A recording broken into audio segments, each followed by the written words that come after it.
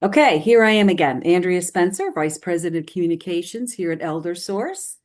And I wanted to go through a few housekeeping items so it makes it a little bit easier for all of you. And of course, giving a little bit of grace to me. The session's being recorded and it will be posted on the Caregiver Coalition website for anybody who cannot attend and for those individuals who want to go back and review some of the materials. We're going to have everybody remain muted during the entire session. And there's going to be a wonderful Q&A at the very end, at the end of Monica's slides.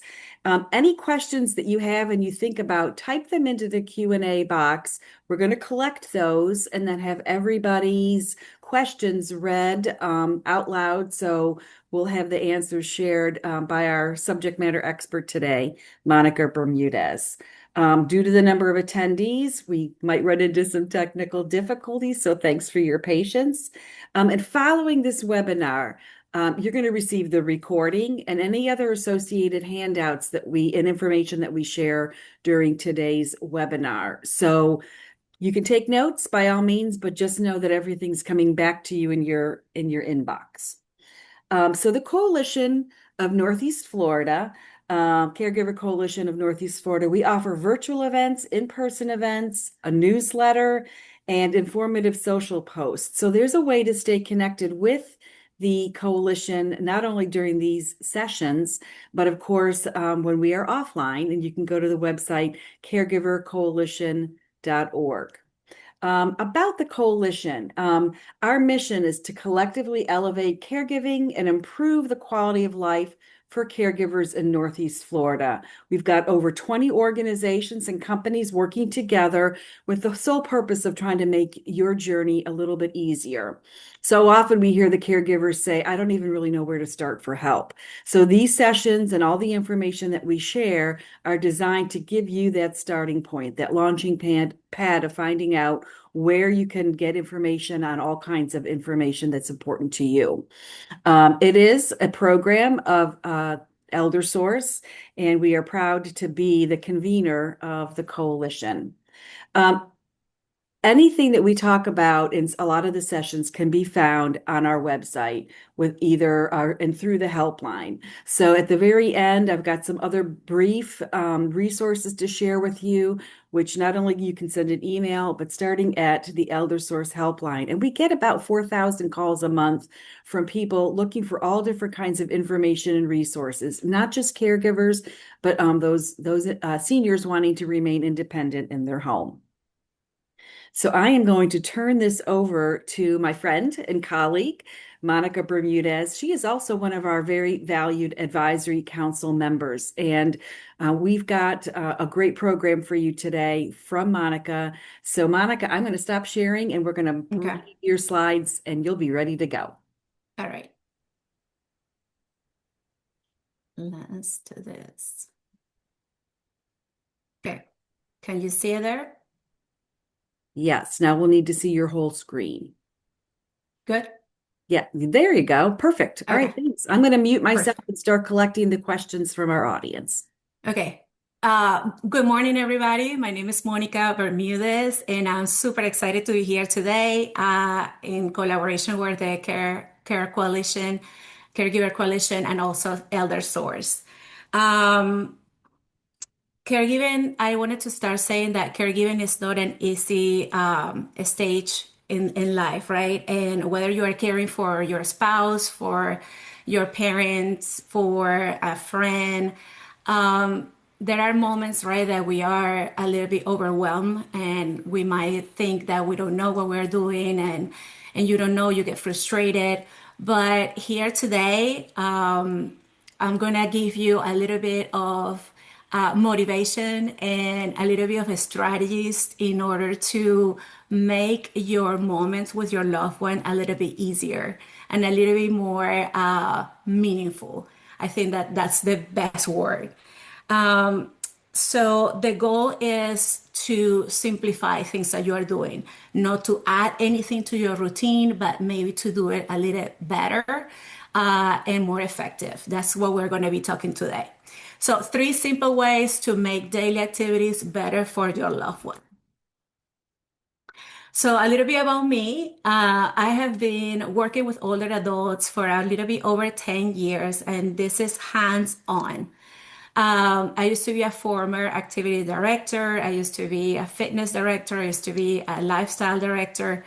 And I am a certified dementia practitioner and a certified Montessori dementia care professional from the National Council of Certified Dementia Practitioners. I also have an MBA and a bachelor's degree, and I am the founder and owner of Heyday Activities and Events. Um, let's see. The agenda today, why meaningful engagement is essential for brain health and well-being. That's one of the things that we're going to be talking about. The difference between staying busy, staying entertained, and staying engaged. This is going to take the bulk of our presentation today. Three simple strategies to improve daily activities immediately. You can start doing this afternoon, tomorrow. How engagement can reduce behavioral challenges, and practical ideas that you can start using right away.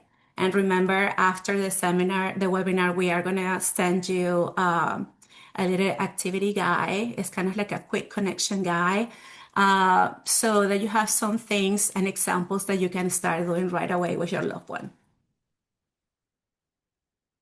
All right, so the first thing that I actually wanted to talk to you about is the definition of engagement.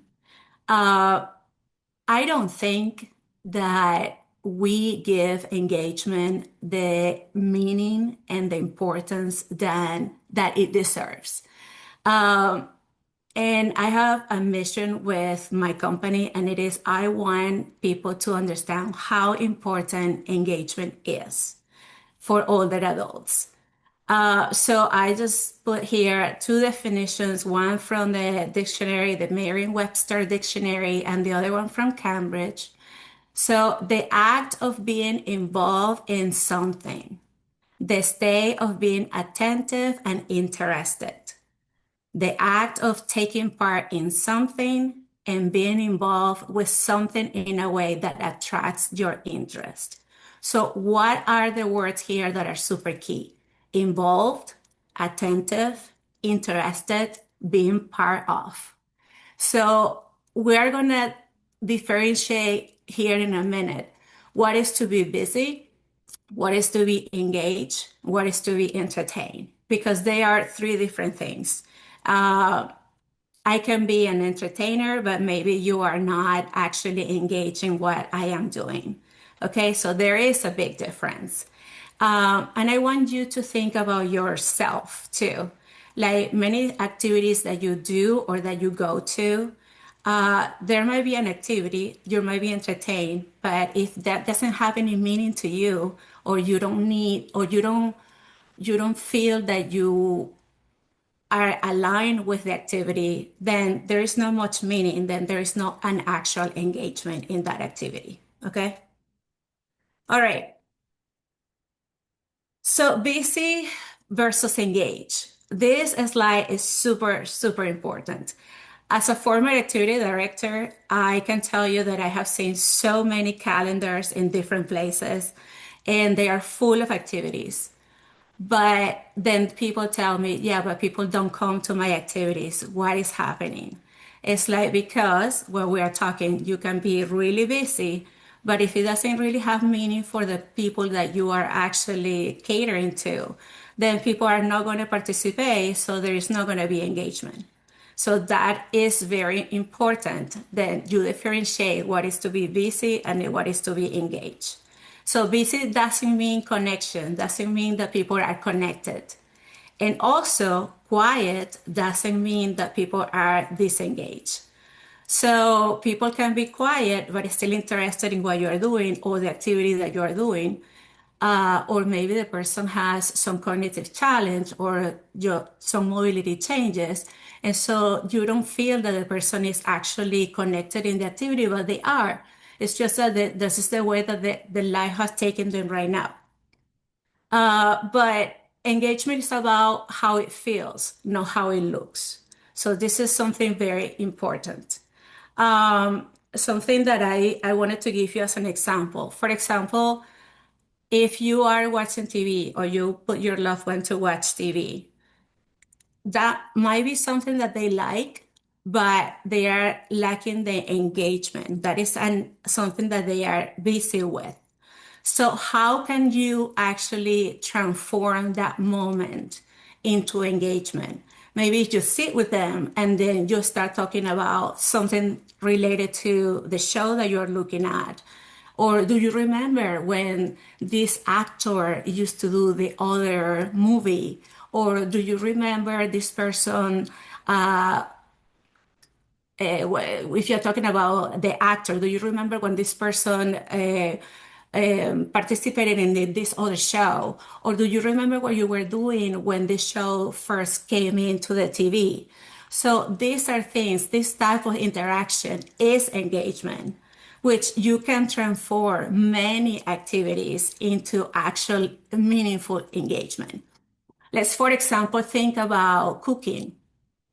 Not everybody will be able, not all your loved one will be able to actually cook with you. But what about if you sit them there and you have a recipe card and then you would ask them to read it for you? Oh, now we are going to mix this, or we are going to do, where can you pass me the salt? You are involving them in an activity that you are doing, and also that they might be interested and they are participating, and then you are having some sort of conversation with them. So simple activities can be just activities, but also can turn into engagement. And that is huge. I'm going to give you an example that is very common in the communities that I have worked on. For example, bingo. Bingo is the most successful activity or most rated fun activity everywhere, like 95%, I will say. But bingo has something that people love and people get very engaged. Why? Well, depending on the bingo, I'm just saying, depending on the person that is calling the bingo or how they are doing it. But for example, you can play bingo at home with your loved one, and you can say, well, we're going to do full carton, and then you can start talking to your loved one and say, like, what numbers do you still need? How many more numbers are you missing? Or, so there is always something that you can do a little extra to actually be engaged with the person. You can play low music in the background, and all of a sudden you start singing. There is no anything wrong, or there's something bad, like if you play music. you know you can be creative and make it a meaningful moment for your loved one. Okay, that is super important. Every time that I do bingo, for example, I do karaoke, I do breaks, and I do karaoke, and I do sing-alongs, and I do games. So I think that how creative you are, and obviously you know your loved one best, so you will know what they like, and you will be able to engage with them in a more successful way. That is huge. All right, engagement versus entertainment. This is the same as being kind of being busy, right? Entertainment is passive, is watching, is listening. And engagement is very responsive, very active, personal, and meaningful. You can be entertained and still feel alone. So, once again, the person can be participated in the activity, but they are not really interested in what they are doing. And I'm going to show you a little bit later the three tips that we're going to talk, the three simple ways, because it is important to know who the people are in order for you to actually design or do the activity with them, okay? So that they are engaged and not just entertained. Okay, let me see. For example, let me see. I have all my notes in here, so I don't want to miss anything that I want to tell you. Um, what I was saying before, like for example, let's say that the person that you are caring for was a nurse or was a doctor. How are ways that you can actually keep them engage into an activity? And this is obviously depend, it all depends what is the cognitive level of what are the cognitive challenges that the person is having, their mobility. But every activity can be tailored. Let's say, for example, that they were a nurse or a doctor. Can we do a little bit of trivia and make it fun? There are a ton of things online where you can get ideas to do trivia with somebody. And if you want something more specific, it's like I want trivia related to medicine or something like that, and something that is not super complex, but you can be fun and you can be interactive and you can be engaged with a person. Let's say if the person was a mechanic, what can we do? Maybe we can sort some things. Maybe we can organize a toolbox, something that has meaningful for them and that they are active participating. That is super good. And if you in that mix can always throw something like a story, music, talking and interactive with the person is so, so, so much better. Okay. Engagement looks different for everybody. And I'm going to give you an example of this. Some people need a stimulation and challenge, and others need simplicity and support. I always remember in one of the communities that I actually worked, there was this gentleman that he was bedbound, and he had a little bit of cognitive decline. But every time that I will pass by the room, and this is a funny story, like I wear a lot of high heels, so he will know that I was coming just because he will hear my high heels in the, passing in the hallway. And he will say, "Hey, there is Monica there." And I always made a point to actually go to his room. And he was always watching TV. But then I always pick what he was watching. And if he was watching sports, I will always have a conversation about sports. And I don't know much about sports, but I will always like, or I will ask him something that I could learn from him, and that was our moment. It wasn't super long, but it was so meaningful for him that I stopped by and I would talk to him and say something. Or I will pass by and I knew that he just ate. And I will just, "Hey, how was the food? What do you like? What do you didn't like?" Or like I would always try to have some meaningful conversation with him. And he appreciated, because then he will talk to his wife and the wife will tell me, "Monica, thank you for stopping by. Thank you for saying something to him. Thank you for, taking the time and talking to him." So for him, it has to be something simple. It wasn't like an activity that was like, it required physical movement. But for him, it was mental stimulation, and that is super important. There were times that I would just go and we will like do hand massages, and we'll talk about something in the TV that he was actually looking at. So the moment was always interested and meaningful, even for us. For we learned so much from the other person. But in my case, I wasn't a relative, but I was just an employee. But I will learn so much from them, and you can do the same.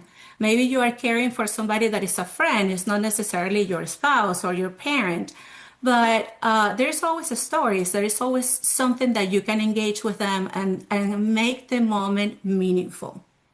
So for the more independent folks, they can initiate the activity, right? They can follow steps. So there can be activities that are a little bit more lengthy, and they can focus easier on the outcome. Okay. And then for other folks that have cognitive mobility changes, you need to do something more with prompting, the tasks or the activities need to be more simplified, and they have to be focused more on the experience at the end than actually the task or the activity completion. And we're going to talk a little bit about that a little bit later. So the reality many families face, and you might be thinking, I can probably imagine you saying this in your homes, right? They don't want to do anything anymore. They just sit and watch TV. They get frustrated or shut down super easily. But I tell you what, folks, that is part of the communication. Yeah. That is saying something to you. Okay. There is always a way. When people don't want to participate, we cannot force them, right? That is part of the dignity aspect of it. But we can find different ways to invite them to do something, to motivate them to do something, right? You know your folks the best, probably. If you are a relative, it's your spouse, it's your parent, you know that person the most. So you know how to get to the place where they can actually do something with you. Okay. About one third of older adults report feeling lonely. Folks, I have been in different communities, and that is my experience. And I see so many people alone. And just with the staff, their mood, their the way that they act with us, like you can tell that we bring joy to them. So imagine how much joy you can bring to your loved one when they know you, you have lived with them, you have been part of their life for many, many years. So there is always a way that you can find to actually get to spend some meaningful moments and meaningful activities, to do meaningful activities with them. You just need to think and be a little bit creative. And I know sometimes it takes a little bit of time. Yeah. Sometimes it takes a little bit of a planning, but it's possible. It is possible. And you are going to find that you don't have to be engaging or entertaining them all day. Few moments here and there is what actually matters. Okay? That is the important thing. Okay, stacks are so important. And this is something that I didn't invent. This comes from the Center for Disease Control and Prevention. Social isolation is associated with about 29% increased risk of premature death. For example, it increases stroke risk by 32%. Folks, this is huge. That means that if the person is just at home doing nothing or, barely has interaction with people, they're going to decline faster. Older adults with high social activity have a 38% lower risk of dementia. Yeah. So this doesn't mean that you need to be in a social club, but it's good to have a friend or two and just do something that gives you joy. Also as a caregiver, you also should do things that give you joy. Because I think the problem or what we face as caregivers is that we think if we go and do something for us, we feel that guilt. But also, you need to take care of yourself in order to take care of the rest. You cannot pour a glass of water from an empty bottle, right? So you will be the empty bottle. So you need to take care of yourself too. And this stacks, I love to bring it up because again, I feel people don't give engagement the importance that it needs to have. Engagement is huge, huge. And I have a mission, I said, I have a mission of telling everybody I know and everybody everywhere I go that engagement is huge. Care is huge, right? So engagement is huge too. Being alone, feeling depressed, being lonely, feeling lonely are terrible feelings. It's a terrible state. So, how do we fight that? We fight that with engagement, like meaningful engagement. Here, why engagement matters.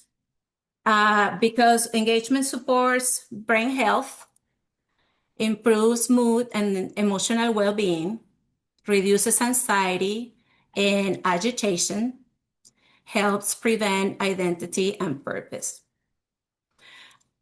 And this brings me to just think about yourself right now, right? And think about the person that you're caring for.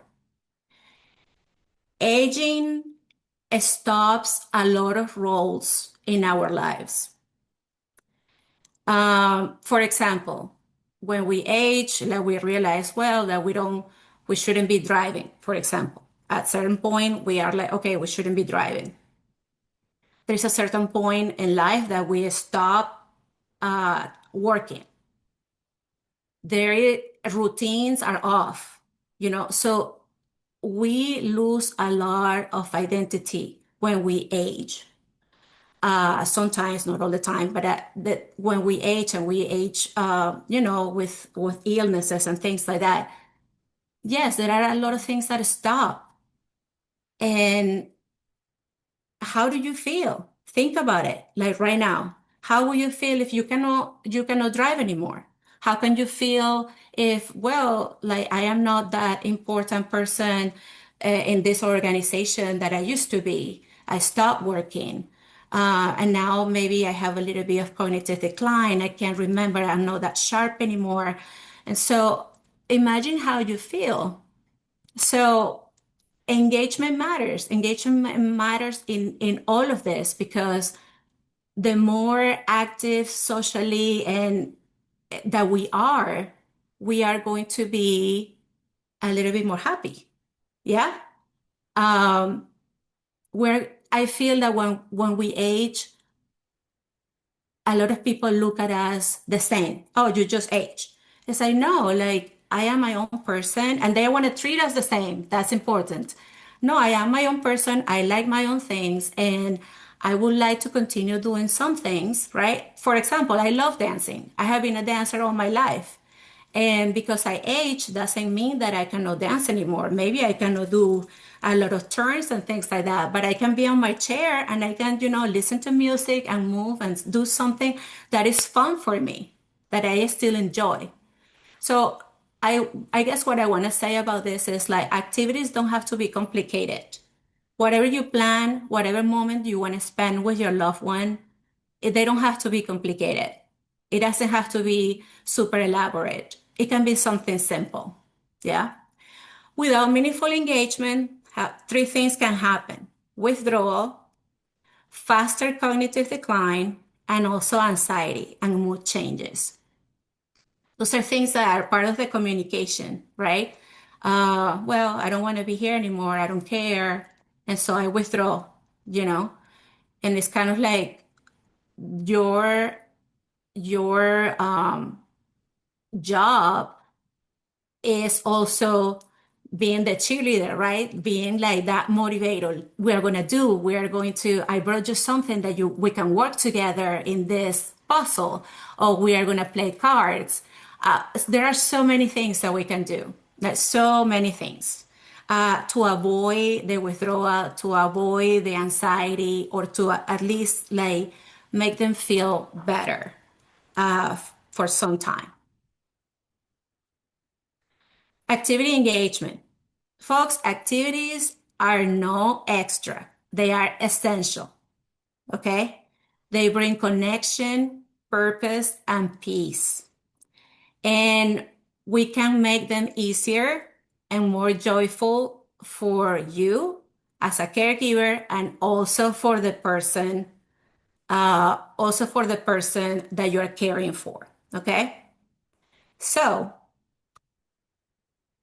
what does this mean for the future? The future is from today on, after you listen to this webinar. So you shift your approach. If you have been struggling with the person that you are caring for because the person doesn't want to do anything, because they're in a bad mood, because, oh, I'm not interested. So you need to shift your approach. Instead of keeping them busy, you are helping them to feel connected. Okay? And then instead of filling time, you are creating moments that matter. These are two things that you need to start doing right away. Okay? If you want the person to be more cheerful, to be more engaged with you, to be more involved with what you are doing. Okay? Okay, this slide to me is, if you don't remember anything that we have said, you need to remember this. This is my secret sauce that I love to share with everybody because it is super powerful. And if you, every time that you are going to do an activity with your loved one, you think about this, success. Okay? So, and this is an engagement model that I put together for me and for the people that I work with. So engagement for us means purpose plus fun plus movement. Write that down. Purpose, fun, and movement. If anything that you do has these three components, it's huge. It's huge. You are going to see a change, a positive change in the person that you're caring for. Of course, there are limitations sometimes, especially with the movement part. But hey, even if the person is totally bed bound, if the person has some mobility changes, there are little things that you might still count as movement. Their eyes, their hands, their toes moving or wiggling. So there is still movement, but remember and this is so important, remember to meet the person where they are and not where you want them to be. And I feel because you probably know that person, you have known this person for a long time, you have that expectation that we can do more or we can do this or but maybe things have changed. And so you need to meet them where they are and go from there to do the activities and to engage with them. Okay? So expectations have to match their reality. Yeah. And then you move along and you create meaningful engagement and moments that matter. Okay. That is important to take into consideration. Okay. So tip number one, that what we were actually waiting for, right? Tip number one is start with the person that they were before. Okay. Don't start with the activity. You need to start with a person. What does this mean? What did they do before? What roles did they have in life? What music did they like? And like that, you can ask yourself many questions, but start with the person the regular person that you knew that they were years ago. And I'm going to give you an example real quick. This picture here was my dad, and the kid is my son. And so when I had to take care of my dad, and he was an accountant, but he also loved to paint. And so when he couldn't, he has his illness and things like that, one thing that motivated him so much was to bring the grandkids, to do painting with him. And my dad didn't want to do anything during the day. Or the only thing that he wanted to do was watch TV. But then I will bring the kids and they will do activities with paint, and he will be so involved in that, engaged with the kids and everything. And the moment of joy were so amazing that that hour that I spent together was, to me, was the best, the highlight of the day.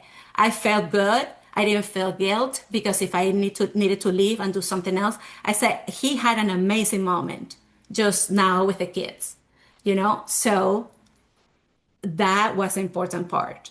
Also, I'm going to give you another example of that.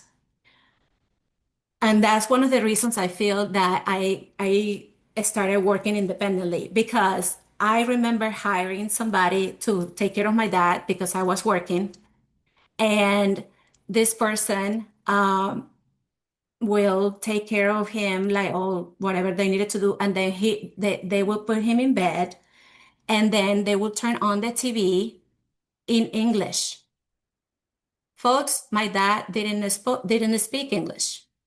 And so you tell me, what was the engagement in that? My dad was there watching TV and not engaging with anything because he's like, I don't understand what they are saying. So you see, like that had nothing to do, like even when he wanted to watch TV, he didn't want to watch TV in English, for example.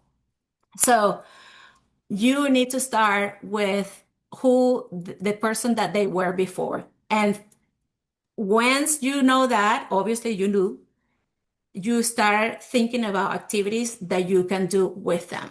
Okay. For example, let's give you real life examples. Like if you have a person that you're caring for that was a lawyer, what are things that you can do with them? Reviewing simple documents will be fine. Organizing papers, discussing cases or current events, that will be something meaningful to them to a degree. And I understand that if they might have cognitive decline, you remember, you make it easier, a little bit easier for them. For example, a former banker sorting coins if they are not going to put it in their mouth, counting money, monopoly money should be okay. Organizing receipts, that will be super helpful, for example, for me. uh, if they were former teachers, reading out loud, helping grade some papers, maybe the grandkids come with, I don't know, your kids or grandkids, but my kid comes with papers every day. And I will, like put the person to grade those and what do you think? And, or explaining something, explaining concepts, or, there are so many things, so many ideas and these are only three different professions, but so many things that you can think of. Okay, tip number 2, make it easy to say yes. Okay, so you are going to invite them to do the activity. It could be an activity that maybe you are already doing, and you can invite them. I would love your help. For example, Mary, I would love your help here that I am doing this organization here, or I am folding the laundry, Mary. Can you come with me and actually do it with me? Yeah, there is a meaning, there is a purpose. And then while you are there, you can start a conversation. You can put music. We can sing. Music, folks, the power of music. Music is amazing. Um, Music is something that I feel people don't forget. I, to me, music is so important when I am working with older adults. It's something that brings people together. It's so important.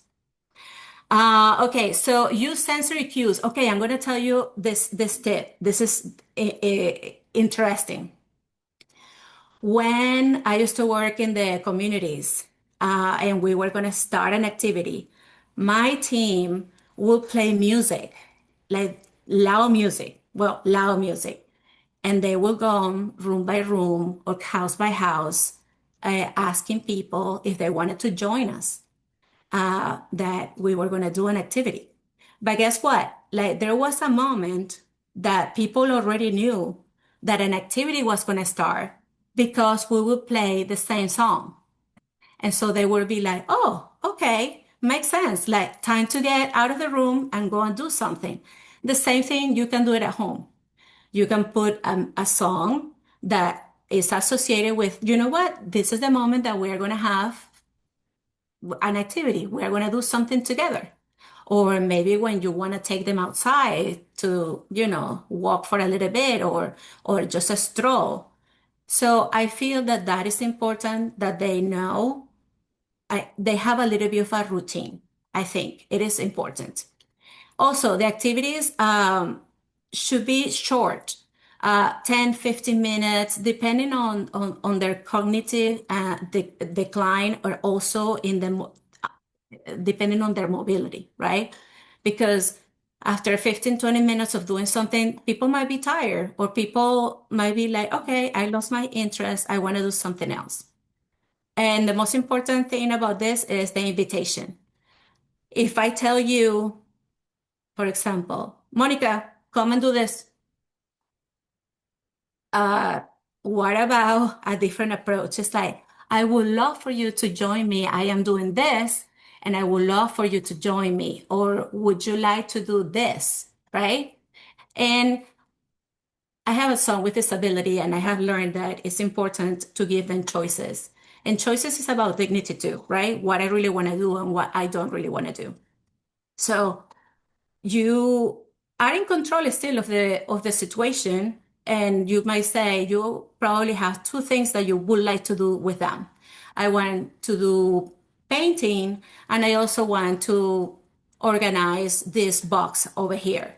And so you have two things in mind, but you are going to let them decide what they want to do, which at the end is something that you want to do, but they have the choice to actually choose what they want to do.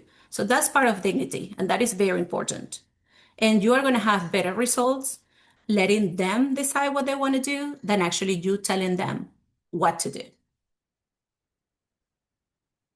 Um, Tip number 3, focus on the feeling. Okay, this is important. Folks, it's about the experience. Many times you will be able to end the activity, but sometimes you won't. So focus on the experience. Did the person smile? Did you, as a caregiver, have fun doing the activity? Did they were they calm? Were they anxious? Like, so those are the things that you need to focus on.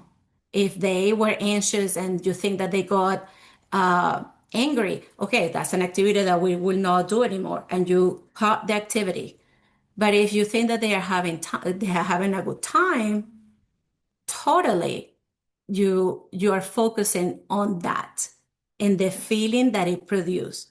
And also, how many times, this is important, how many times you are doing something with the person that you're caring for. And sometimes you, as the caregiver, are the one that feels blessed that you are there sharing that moment with them. Like it has happened to me many times, and it's super rewarding that I am doing something with them and I feel good. It should feel good to you too, right? Something that you both connect, something that you both enjoy, and something that is having meaning to both of you. Okay? Let's see. Well, and what success looks like, I just said a little bit about it. A smile, a moment of calm, a small conversation out of what you were doing, a shared laugh. Um, if they are having mobility problems, maybe they brought their eyes really big, and that is huge. Anything is huge. That is success. Now, why behaviors happen? Behaviors are form of communication, folks, okay? So you need to pay attention to those. Often caused by boredom, confusion, lack of stimulation, feeling disconnected. And connection changes that behavior. You are going to see less agitation, more cooperation, and improved mood. Hopefully, that's what you are going to end up seeing. Once you have your cadence doing the activities in a regular basis and knowing what you're doing, what they want to do, knowing what you're doing in the sense like you are the one promoting the activity, but for their benefit, okay? Engagement is prevention. Engaging in meaningful activities can help reduce agitation and improve quality of life for people with dementia. This is specific for people with dementia. This is a source from the Alzheimer's Association. So let's recap real quick the 3 tips. Don't forget, there are 2 things you're not going to forget. One is the secret sauce. Engagement is movement, fun, and purpose, right? And then this, for you to start doing it right away, you're going to start with who they were, keep it simple, and then focus on the feeling. Small moments don't consistently, they don't have to be complicated. This is very important. So remember, you don't need to do more. You just need to do what matters. Small moments create connection. Connection improves quality of life. You are making a huge difference. Take care of yourself. This is very important. You are not alone in this journey. There is so many resources out there. And Elder Source and the Caregiver Coalition they are wonderful to look for resources. And joy is still possible for you as a caregiver and for them as the person that you're caring for. Thank you so much. I really had a great time today. The bonus coming your way. Okay, remember that I say that you later today or tomorrow, you are going to get a quick connection guide. So those are activities that you can do with your loved one. And I hope that, if you have any question or anything, you can always email us. And I don't know if anybody has any questions. Monica, thank you. Yes. I had a nice note from Miss Susan, and she said the information is absolutely helpful. So thank you for that comment. And of course, if you've got a question, drop it in the inbox or in the Q&A box. Um, can you help me think of an activity for someone who used to work in insurance? Hmm. So think about insurance. My son works in Hmm. insurance, and that's a Well, it's interesting because it can be with papers. It's the same kind of with the lawyer situation, right? And it's great opportunity. Like if you have those insurance papers that you receive, like, and you can ask them. It's like, hey, listen, I don't understand what they are telling me here. Can you read this for me? And honestly, that is very difficult to understand. Those all that, oh, for example, those credit card statements that they say 35% this, and like little letters.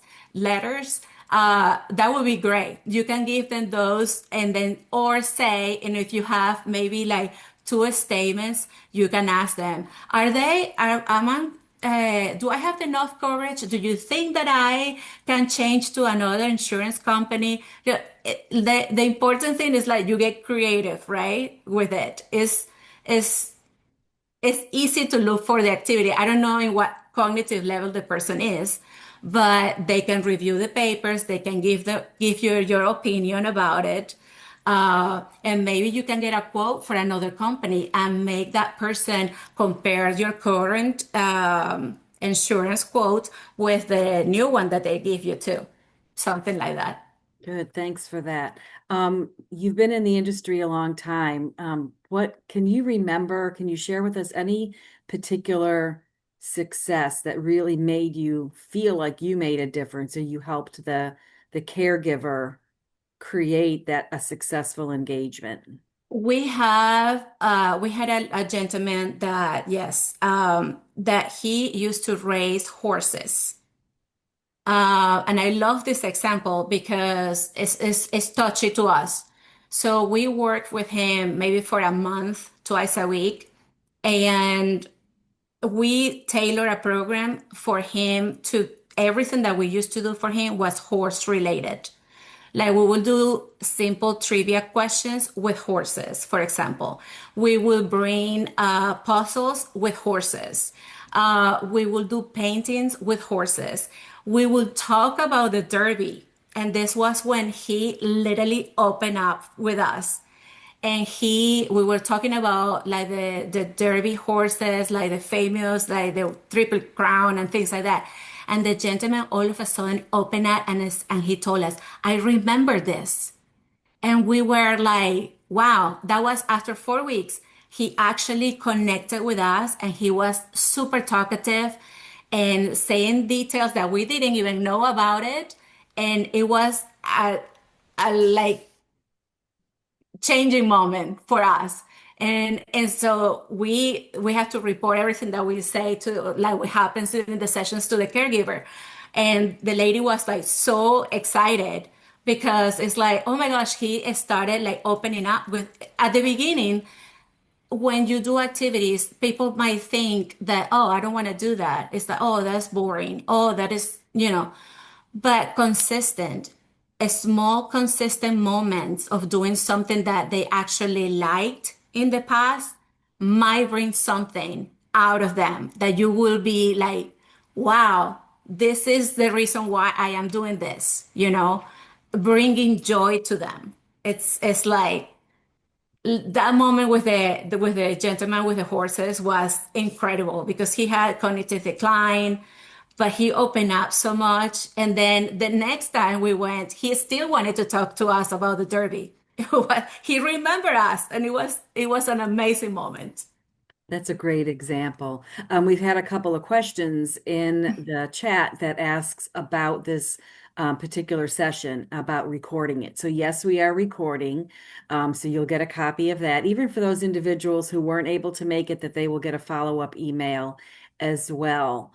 Monica, is there anything else? Gabby, I don't know if you had any questions come in on your end that you want to share with us. Did you have any questions come in? Yeah, I see Joe. He had a question. He says, Monica, my wife likes to rearrange contents of drawers. How can I direct her to organize the contents so that the like items are together? She is resistant when I ask her to help me organize drawers. Hmm, that is an interesting question. Maybe if we label the drawers so that she knows this might be socks, this might be shirts, this might be, and so he can guide, Joe, you can guide her. Maybe like, you see, this drawer is for only socks. So we are going to put socks only here. I don't know if that is the question. I think she's mixing different things, correct? Gabby? Let's see. He didn't say specifically what she's rearranging, but Joe, you're welcome to drop it in the chat if you want to be more specific and we can answer. Maybe I would say maybe labeling the places where she's putting things and then referring back to that with her. It's like, hey, we have the socks over here, so we're going to put all the socks. We have the underwear here. We are going to put everything in here. I think that gives her maybe a little bit of cues I wonder into, I wonder Oh, here we too, go. maybe a picture of a sock or a picture of yes, a shirt.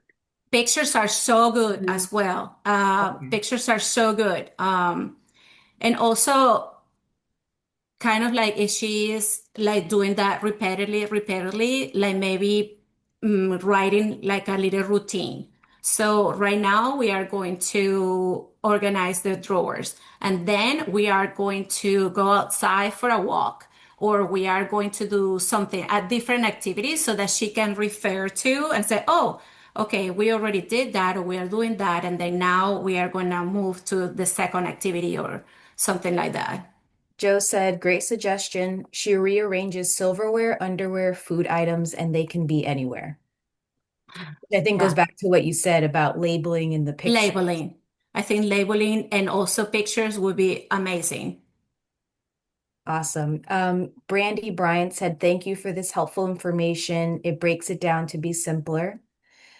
Susan Young had responded to the insurance question, and she was saying some good questions could be, what does home insurance cover? How about flooding? How is life insurance good? Does everyone need it? So those are Yeah. good follow-up questions. And then Joe says, thank you so much. And then Mikey says, how do you say or ask or approach memories and avoid confusion or anxiety about remembering something they're having difficulty remembering? Want to encourage and share a memory, not make them feel inadequate because they don't remember. Yeah, do not, if they don't remember, don't bring it up. Like for example, I told you then this and this. It's like, no, that's the wrong approach. We just gently, make a reminder to them. It's like, no, we are gonna do this. Pictures, I think making charts with pictures and routine might be a good thing for a lot of folks that are cognitive declining. Um, and also or pictures or like list, we're going to do this and this and this and that. I think that is important. And remember, you are going to invite them. Yes, you are in control of the situation, but you are inviting them, maybe give them two choices, well, what they are going to do, and then they will decide what they do. And then the second time will be the other choice that you gave them. Yeah, because we already did this. That is your highly valuable activity. But now we also need to do this. Always, would you help me? I would love you to join me in doing this. Never saying commands to them, because the moment you say commands, people shuts down. And then Mickey followed up. He says, what about family memories? I, for example, like I love going through pictures, you know, you don't necessarily like if let's say for example, right, if I have my parents and my mom is going through this and my dad passed away, you don't need to remind them in that moment, oh yeah, but he's not here anymore. I feel sometimes like if you go along with that, like you just saw them, they were here the other day. I feel that is safer and less emotionally shocking than actually to be reminding them that this person is not here anymore. But you can go through memories. Is that the question that he's asking? You He can go was through saying memories. he wants to encourage and share a memory, not make them feel inadequate because they don't Yes, remember the memory. yes. Um, it's okay. I feel like we, as a person that is caring, like patience is super important. And yeah, you find yourself to be repetitive all the time, but we need to meet them where they are. And I just feel that it's okay to make visuals. I think visuals might help better than visuals and a little bit of a reminder, but without being, you need to be subtle. Yeah. Um, like, I we was gonna already say, did this, mom. We are going to do that. Or, um, I mentioned the other day that this and this and this. So you are kind of like reminding her, but in a nice way. and Susan said too, she said, my aunt died a few years ago, and my mom asks, where is she? I redirect so that I don't have to lie, but also don't have her go through the sadness again. Yes, yes, yes. It's important. And then she also went on to say, for example, it kind of like what you said, Monica, about letting them be in control. She says, as long as the person isn't hurting someone, I let them to continue. For example, washing the dishes without soap. My mom washes dishes without soap. I just go back behind her and wash them with soap. Yes. Yeah. And that's going to happen. But you know what? They feel useful. They feel useful, and that's important. That may be something that they did many times during life, and it feels normal. And so, well, little detail, we will probably have to wash it after. But just stopping them and say, no, don't do that, or you need to put soap, it might discourage them, and that might generate like a bad reaction. So, what for? Right. And then that wraps up our Q&A. Well, thank you, Monica. I have a couple of other little tidbits for everybody to share, and I'm going to go and share my screen again. Just a few extra things for you to know and remember. We do have a number of caregiver programs available through ElderSource. We've recently launched the Guide program, which is Medicare's new guiding and improved dementia experience, offering coordinated care for patients and caregivers. It's free to those with a traditional Medicare plan. We've got a wonderful virtual caregiver support group. They meet weekly on Wednesdays for 1 hour, and it's certainly time with other caregivers to share, compare, and care, and laugh and cry. This group has been very, very successful since its inception a few years ago. And people float in and out of the virtual caregiver support group. So don't feel like it's got to be a weekly commitment that if you miss, you're going to miss a lot. So we invite you to participate in that. T-Care, which is the Tailored Caregiver Referral Program, focuses on caregiver burnout. And as Monica said earlier, you can't pour from an empty cup. So taking care of yourself is vital. We also have Scent Kits, which is a really interesting tool. You swipe your loved one who might go wandering. They might be at risk of wandering, and you keep their individual unique scent in this jar. And in the event that they go missing, you contact your local law enforcement agency, and with their canine unit, they've had great success with finding people who have gone missing. So we have those for free at ElderSource. And how do you access these programs? Two ways. Call the helpline, and you might be assessed for a variety of other services that you might be eligible for. And you can email our caregiver support team. And Joe mentioned in the Q&A that St. Johns County, they do have the Scent Kits plus the ankle bracelets, which is like another monitoring. And they're very up on the technology. They're very up on using their canine unit to find missing persons. So people are finding that helpful. I do want to give a shout out to our Caregiver Coalition members. Go to our website. You will see all of these individual companies, of course, which Heyday Activities is on there, City of Jacks, Brooks Rehab, the North Florida chapter of Alzheimer's Association, and many others. Coming up next, which you'll be getting email about this, we have the session number 3 of Easier Said Than Done, Managing Your Own Mental Health. In just a couple of weeks, it's Thursday, June 11th. This is a virtual event, but then the Caregiver Coalition members, and they're amazing, we are planning an in-person event about when to stop driving and making it a joint decision. It's Tuesday, July 14th at River Garden Senior Community in Mandarin. The details will be coming soon. It'll be probably a morning session, starting at 10 or 10:30. You'll get an invite to that as well. And we want to thank